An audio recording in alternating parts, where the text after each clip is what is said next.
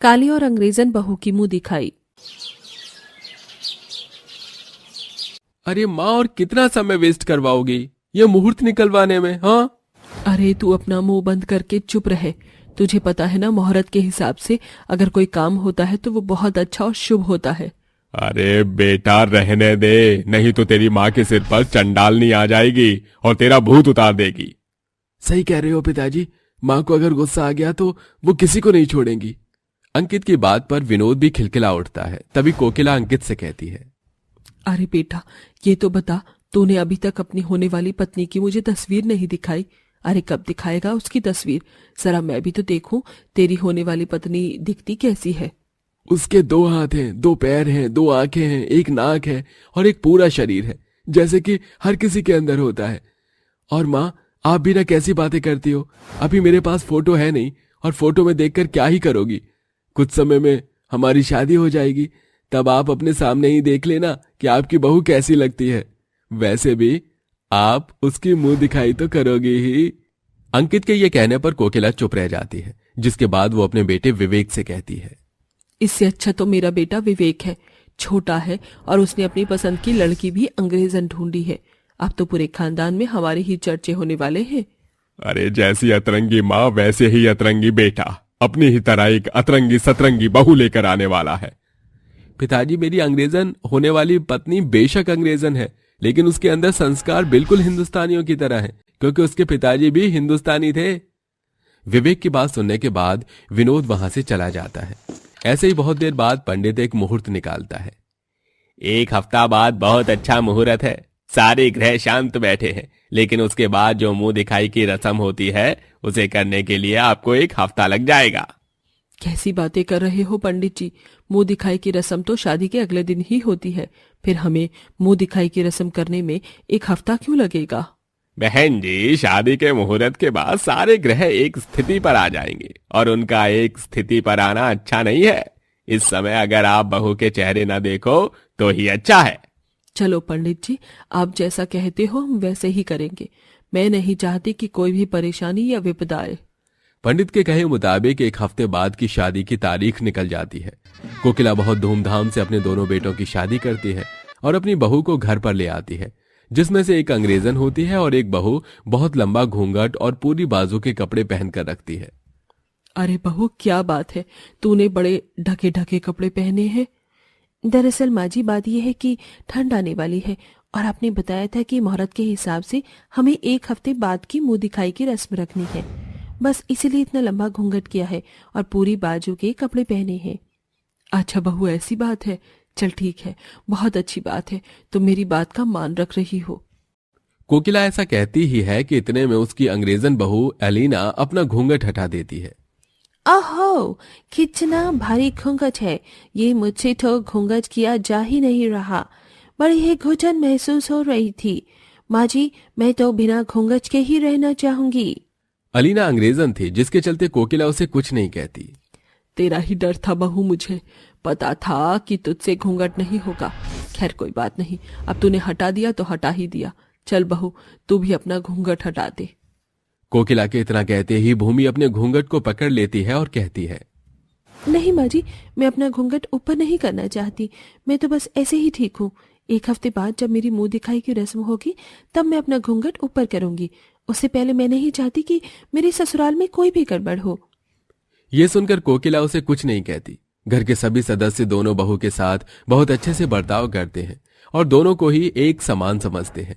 ऐसे ही धीरे धीरे पूरा 1 हफ्ता बीत जाता है और कोकिला अपने घर पर मुंह दिखाई की रस्म रखती है। आज मैंने पूरे मोहल्ले को इनवाइट किया है अपने घर पर। आज तो मेरी दोनों बहू की मुंह दिखाई की रस्म है। जरा देख कर आऊं, भूमि अभी तक तैयार हुई या नहीं। कोकिला जैसे ही उसके कमरे में जाती है, उसने घूंघट हटा रखा होता है। वो फौरन अपनी सास के आते ही घूंघट से अपने चेहरे को ढक लेती है। ओहो बहू, तू घूंघट ऐसे ढक रही है जैसे मैं तेरा कोई जेठ या ससुर हूँ। अरे माँ जी, मुंह दिखाई की रस्म अच्छे से होनी चाहिए ना। आप मेरा चेहरा बस थोड़ी ही देर में देख लोगी। अच्छा बहू, थोड़ी देर में पूरा मोहल्ला आने वाला है घर पर।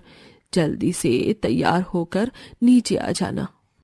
कोकिला ऐसा कहकर वहां से चली जाती है। कुछ ही देर में दोनों बहू घूंघट करके मुंह दिखाई के रस्म के लिए हॉल में आ जाती हैं और कुर्सियों पर बैठ जाती हैं।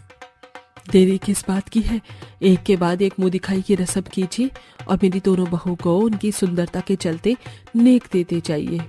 कोकिला बहुत खुश होती है, जिसके बाद उसकी सबसे प्यारी सहेली विनीता मुंह दिखाई की रस्म के लिए उठती है। वो सबसे पहले अंग्रेजन बहू का घूंघट ऊपर करती है और उसका गोरा चिट्टा चेहरा देखकर उसे मुंह दिखाई देती है। जिसके बाद वो भूमि का घूंघट ऊपर करती है। उसका घूंघट उठाते ही उसका काला चेहरा देखते ही वो घूंघट नीचे कर देती है। हे भगवान, इतनी काली बहू! कोकिला, तूने ये क्या कर दिया? अब तो तेरे पोते पोती भी काले ही होंगे। विनीता केवल अंग्रेजन बहू एलिना को ही शगुन देती है और भूमि को शगुन दिए बिना ही वहां से चली जाती है। जिसके बाद एक एक करके सभी औरतें आती हैं और मुंह दिखाई की रस्म करके जाती हैं। सभी औरतों में से केवल कुछ ही औरतें बेचारी भूमि को शगुन देती हैं, बाकी सभी अंग्रेजन बहू को ही शगुन देती हैं। इसी के चलते एक औरत कोकिला के कान भरने उसके पास पहुंच जाती है। कोकिला, तेरा बेटा तो इतना सुंदर और खूबसूरत है, तूने इतनी काली बहू कहाँ से ढूंढ ली? काली बहू? क्या बात कर रही हो विनीता? मेरा बेटा पढ़ा लिखा है, समझदार है और अच्छी खासी नौकरी भी करता है। वो किसी काले लड़के से तो शादी नहीं कर सकता। तुम खुद ही मुंह दिखाई कर लो, क्योंकि तुम्हें तो मेरी बात पर विश्वास ही नहीं है। विनीता के कहने पर आखिरी में कोकिला मुंह दिखाई के लिए जाती है। अपनी अंग्रेजन गोरी बहू को तो उसने पहले से ही देख रखा था। वो उसकी गोदी में उसका नेक रखती है और उसके बाद वो अपनी काली बहू की मुंह दिखाई के लिए उसका घूंघट ऊपर करती है। उसका काला चेहरा देखते ही वो जोर से चिल्लाकर अपने बेटे को बुलाती है। अरे बेटा, कहाँ गया तू? अंकित, जल्दी से यहाँ पर आ। ये तूने क्या गजब कर दिया? एकदम काली कलूटी कोयले जैसी लड़की से शादी करके तू उसे घर पर ले आया।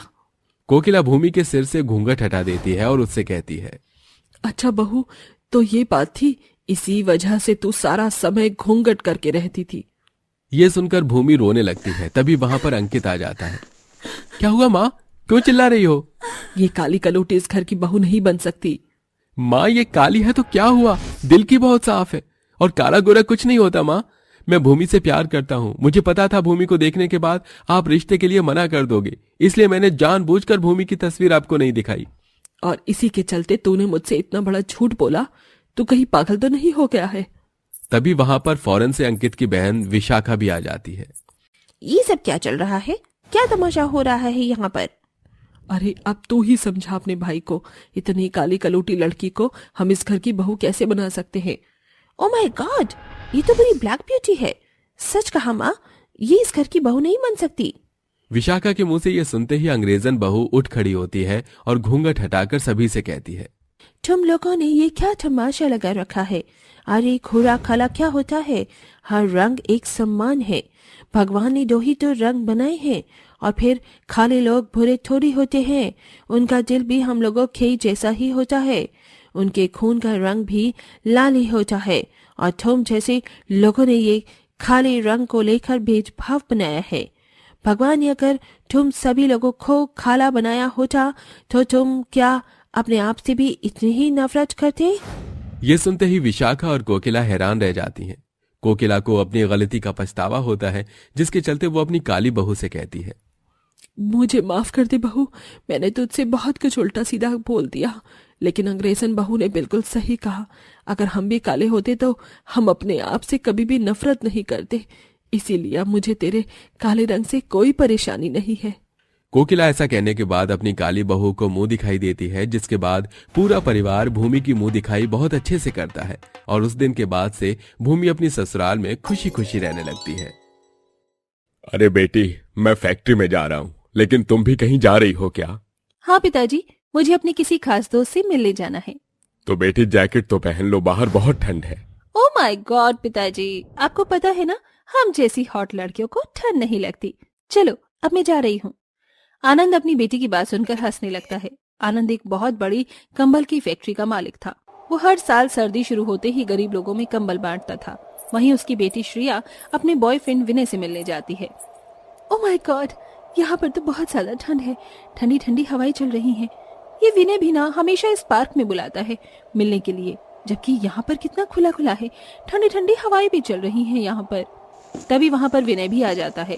विनय श्रेया को इस तरह कांपते हुए देखकर कहता है, देखो तो सही, जिसके पिता इतने बड़े कंबल की फैक्ट्री के मालिक हैं, वो बेचारी यहाँ छोटे कपड़ों को पहनकर ठंड में कांप रही है। अब मेरा और मजाक मत उड़ाओ, ये कोई टाइम है? पूरे आधे घंटे से तुम्हारा इंतजार कर रही हूँ। श्रेया विनय से बहुत ज्यादा नाराज हो जाती है, जिसके चलते विनय उसे मनाता है। वो दोनों एक छोटे से ठेले पर गर्मा गर्म भुट्टा खाने जाते हैं, जहाँ पर श्रेया उससे कहती है, देखो विनय, अब मुझसे ये चोरी छुपे और नहीं मिला जाता। मैं चाहती हूँ कि अब हम दोनों शादी कर लें। ये सुनते ही विनय थोड़ी देर सोच में पड़ जाता है, जिसके बाद वो उससे कहता है, जानती हो ना मैं कितना गरीब हूँ। मेरी इतनी औकात नहीं कि मैं तुम्हें वो सारी फैसिलिटीज दे सकूं जो तुम्हारे पिताजी ने तुम्हें दी हैं। तुम मेरे साथ खुश नहीं रह पाओगी। तुम्हें ऐसा सोचने के लिए मैंने नहीं कहा। मुझे पता है मैं तुम्हारे साथ खुश रहूंगी। तुम बस जल्दी से मेरे घर पर रिश्ता लेकर आ जाओ। श्रेया की बात मानकर विनय उसके घर पर रिश्ता लेकर जाता है, जहाँ उसके पिता आनंद विनय का लेवल देखकर अपनी बेटी से कहते हैं, पागल हो गई हो क्या? इस गरीब के साथ अपनी पूरी जिंदगी गुजारने की सोच रही हो? अरे ये फटीचर तुम्हें क्या ही देगा। पिताजी, अब आप हद पार कर रहे हो। विनय से मैं प्यार करती हूँ। मैं उसकी बेइज्जती बर्दाश्त नहीं कर सकती। मैं उससे शादी करना चाहती हूँ, इसलिए मैं उससे शादी जरूर करूंगी, फिर चाहे मुझे उससे मंदिर में ही क्यों ना शादी करनी पड़े। अगर ऐसी बात है तो जाओ कर लो उससे शादी, लेकिन याद रखना इस शादी करने के बाद मुझसे कोई ताल्लुकात नहीं होगा तुम्हारा, और कभी भी जब तुम्हें मेरी जरूरत होगी तो मैं तुम्हारी कोई मदद नहीं करूंगा। अब मुझे आपसे मदद लेने की कोई जरूरत भी नहीं है। मैं अपने विनय के साथ खुशी से रह सकती हूँ। इस प्रकार श्रेया विनय का हाथ पकड़ती है और उसे वहां से ले जाती है, जिसके बाद वो दोनों मंदिर में शादी कर लेते हैं और विनय अपने साथ श्रेया को अपने घर ले आता है। अरे बेटा, ये लड़की कौन है? माँ, ये लड़की आपकी बहू है। आज से ये हमारे साथ ही रहेगी। सविता और उसकी बेटी प्रिया दोनों ही मिलकर श्रेया का गृह प्रवेश करती हैं। विनय के एक गरीब से छोटे से घर के अंदर आने के बाद श्रेया को बहुत ज्यादा ठंड लगती है। ओहो, यहाँ तो बहुत ज्यादा ठंड है विनय, मुझे एक कंबल दे दो। दरअसल श्रेया, हमारे घर में एक ही कंबल है और सभी को उसी में गुजारा करना पड़ता है। आ जाओ, तुम भी उसी में एडजस्ट कर लेना। श्रेया देखती है कि उसकी सास, उसका पति और उसकी ननद तीनों एक ही कंबल में लेटे हुए होते हैं। वो उसमें चाहकर भी नहीं लेट पाती और उनके पास ऐसे ही बैठ जाती है। इसी के चलते उसे बहुत ज्यादा ठंड लगती है और अपने अमीर पिता के घर को वो याद करने लगती है। ओहो, देखो तो सही, ये लोग कितने आराम से और सुकून से सो रहे हैं और मैं यहाँ पर ठंड में मरी जा रही हूँ। इन्हें तो मेरी जरा भी परवाह नहीं है। तभी श्रेया को एक चूल्हा और थोड़ी सी लकड़ी दिखाई देती है। वो उसे जलाकर अपने हाथ सेकने लगती है और इसी प्रकार वो पूरी रात बैठी रह जाती है। अगले दिन सभी लोग सुबह जब उठते हैं तो वो श्रेया को ठंड में ऐसे ही बैठे हुए देखते हैं। अरे बहू, ये क्या, तुम पूरी रात ऐसे ही बैठी रह गई? मुझे बता देती, मैं तेरे लिए यहाँ जगह बना देती। ठंड में थोड़ी ना माँ, देखो ना, पूरी रात भाभी जी ने सारी लकड़ी जलाकर हाथ सेके हैं। जरा इनसे कोई पूछे कि खाना कैसे बनेगा। कोई बात नहीं विनय, अभी जंगल से लकड़ियां काट कर ले आएगा। चल बहू, इतने में तू मेरा काम करने में हाथ बटा दे। सविता के कहे अनुसार बेचारी श्रेया ठंड में आंगन में बैठकर ठंडे पानी से बर्तन धोने लगती है। उसके हाथ बहुत ज्यादा सुन्न हो जाते हैं। सारा काम करने के बाद वो जैसे ही घर में आती है वो कंबल ढूंढने लगती है, जहाँ उसकी ननद कंबल के अंदर बैठी होती है। ननद जी, पूरी रात आप कंबल में ही बैठी थी और अभी भी बैठी हो। थोड़ी देर मुझे दे दो, मुझे बहुत ठंड लग रही है। अरे आपको बैठना है तो बैठ जाओ ना, कंबल क्यों मांग रही हो? अब भला मैं कंबल छोड़कर कहाँ जाऊंगी? श्रेया उस फटे पुराने कंबल में बैठ तो जाती है, लेकिन उसके अंदर से हवा आर पार होने लगती है, जिसके चलते उसे ठंड लगती है। वो कंबल कभी अपनी तरफ खींचती तो प्रिया कभी अपनी तरफ खींचती। इसी के चलते उन दोनों के बीच महासंग्राम शुरू हो जाता है। ननद जी, ये कंबल मुझे दे दो, मुझे बहुत ठंड लग रही है।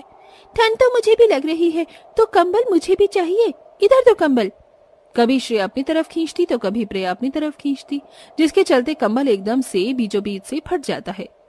हे भगवान, भाभी आपने ये क्या किया? फाड़ दिया कंबल। एक तो हमारे घर में एक लौता ही कंबल था, अब हम पूरी रात कैसे गुजारेंगे? अपनी करने का फल मुझ पर मत डालो। खुद ने कमल को फाड़ा है और सारा ब्लेम मुझ पर डाल रही हो। उन दोनों की लड़ाई सविता जाकर सुलझा तो देती है, लेकिन फटे हुए कंबल को देखकर वो बहुत मायूस हो जाती है। उस रात सभी लोग बहुत ज्यादा ठंड में कांपते हैं। जैसे तैसे करके वो सो तो जाते हैं, लेकिन ठंड ज्यादा लगने की वजह से सविता की थोड़ी तबीयत खराब हो जाती है। वो तबीयत खराब होने के बाद भी कंबल को सुई के द्वारा सिल लेती है। ये कंबल मेरी शादी में मेरी माँ ने मुझे दिया था। ये जैसा भी है मेरा है। अब किसी ने इसके ऊपर जरा भी लड़ाई दिखाई तो मुझसे बुरा कोई नहीं होगा। एक तो पहले ही सविता की तबीयत खराब थी, तो वहीं दूसरी तरफ फटे पुराने कंबल में ठंड लगने की वजह से उसकी तबीयत और भी ज्यादा खराब हो जाती है, जिसके चलते विनय उसे अस्पताल लेकर जाता है। देखो, आपकी माँ के शरीर में ठंड बैठ गई है, उनका अच्छे से ध्यान रखना होगा, खाने पीने की चीजों पर भी, और यहाँ तक कि उन्हें गर्माहट देने की जरूरत है। ये सुनने के बाद विनय अपनी पत्नी से कहता है, देख लिया तुमने कंबल पर लड़ाई करने का नतीजा।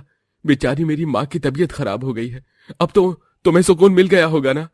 ये सुनकर बेचारी श्रेया को बहुत बुरा लगता है, जिसके बाद वो अपने एक कंबल के ससुराल में एक नया कंबल लाने के लिए काम ढूंढने के लिए निकल जाती है। काम ढूंढते ढूंढते उसे एक कंबल बनाने की फैक्ट्री में काम मिल जाता है। उसे पहले से ही कंबल बनाने का थोड़ा बहुत काम आता था, जिसके चलते वो खूब मेहनत करके फैक्ट्री में काम करती है। जब तनख्वाह का दिन आता है, वो अपनी तनख्वाह लेने जाती है। मैं जानती हूँ कि मेरी तनख्वाह बहुत कम आई होगी, क्योंकि मैं महीने के बीच में से आई हूँ, लेकिन मेरा ससुराल बहुत गरीब है और वहाँ एक फटा पुराना कंबल है जिसमें हम पूरा परिवार एडजस्ट नहीं कर पाता है। लेकिन मालिक, मुझे एक नया कंबल चाहिए। जो मैंने पैसे कमाए हैं, आप उन पैसों से मुझे एक कंबल दे दीजिए, और जो बाकी के पैसे बच जाएंगे वो आप अगले महीने की तनख्वाह में काट लेना।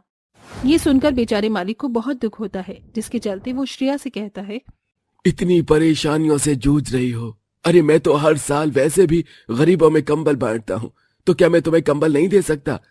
तुम अपने ये पैसे रख लो और कंपनी से एक कंबल ले जाओ, मेरी तरफ से भेंट के रूप में रख लो। ये सुनकर श्रेया बहुत खुश होती है, जिसके चलते उसे अपने मालिक की कंपनी से एक नया कंबल मिल जाता है। अब वो नए कंबल को ले जाकर अपने परिवार को देती है, जिसमें वो पूरा परिवार चैन की नींद सोता है और उनकी सर्दी आराम से निकल जाती है।